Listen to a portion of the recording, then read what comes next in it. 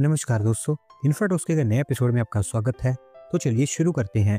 पहली खबर की शुरुआत करते हैं उड़ीसा से, जहां पर दोस्तों खोरदा रोड बालांगीर नई रेल लाइन को स्टेज 2 ग्रीन क्लियरेंस मिल गई है और फाइनली आप कह सकते हैं कि अब इसके ऊपर काम आगे बढ़ पाएगा।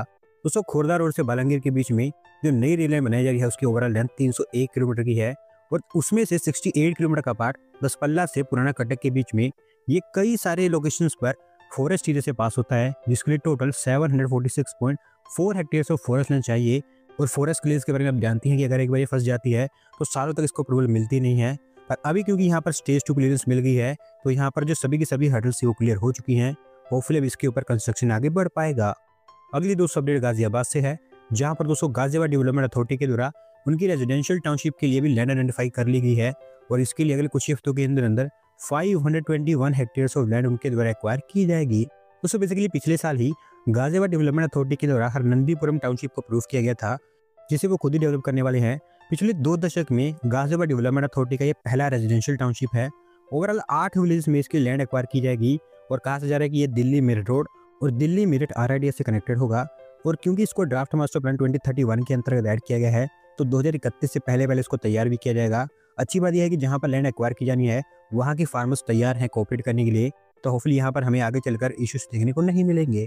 अगली दोस्तों अपडेट कोलकाता मेट्रो से है, जहाँ पर दोस्तों कोलकाता मेट्रो के ईस्ट वेस्ट कॉरिडोर के अंतर्गत एक और स्टेज भी बनकर तैयार हो गया है और इसी सीरीज में मेट्रो रेल कोलकाता के द्वारा यहाँ पर पहला ट्रायल रन भी कंडक्ट कर लिया गया है। दोस्तों बेसिकली यहाँ पर मैं सियालदा एस्प्लेनेड सेक्शन की बात कर रहा हूँ, जो कि 2.63 किलोमीटर का एक सेक्शन है, जिसके चलते सियालदा और Howrah railway station directly connect हो जाएंगे। ईस्ट वेस्ट कॉरिडोर पर हावड़ा मैदान से लेकर एस्प्लेनेड तक और सियालदा से लेकर सेक्टर 5 तक ये 2 स्टेज ऑलरेडी ऑपरेशनल थी। ओवरऑल ये तीसरी स्टेज है जिसको भी बनाकर कंप्लीट कर दिया गया है।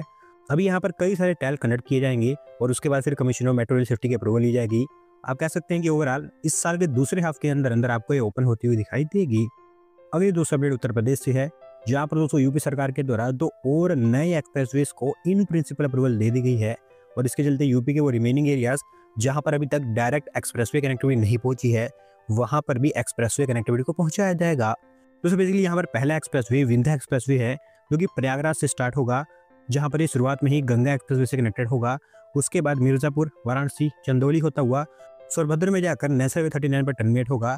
जिसके चलते यूपी के ईस्टर्न एरियाज में कनेक्टिविटी तो इंप्रूव होगी साथ साथ यूपी की कनेक्टिविटी झारखंड, मध्य प्रदेश और छत्तीसगढ़ स्टेट से भी काफी बेहतर होती दिखाई देगी। दूसरा एक्सप्रेसवे की लिंक एक्सप्रेसवे है, जो कि विंध्या एक्सप्रेसवे और पूर्वांचल एक्सप्रेसवे को जोड़ेगा।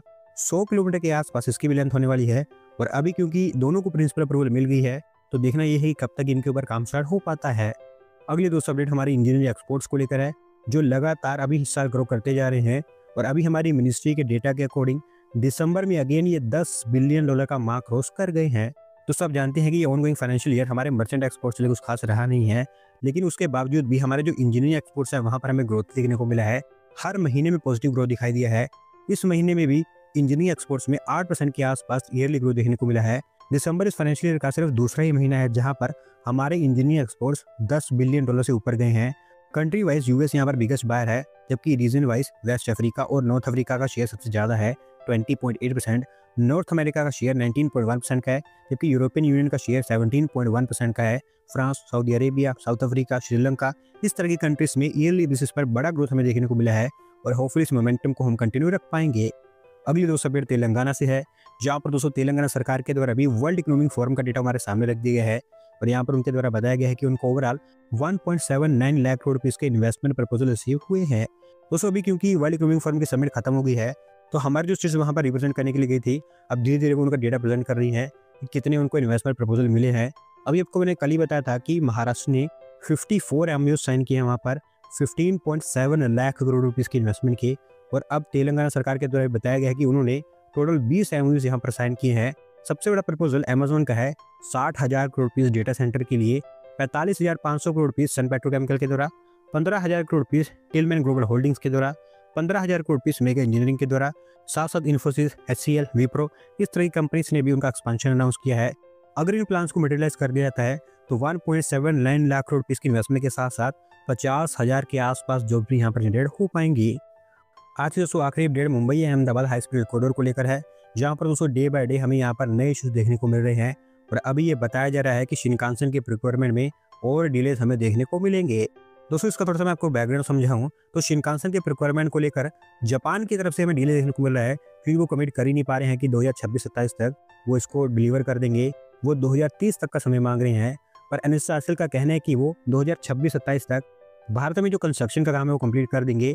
और अगर हमारे पास ट्रेन्स होंगी ही नहीं तो ये पूरा का पूरा ट्रैक अनयूटिलाइज पड़ा रहेगा, और वो भी एक ऐसा प्रोजेक्ट जिसके ऊपर काफ़ी पैसा भी खर्च हुआ है।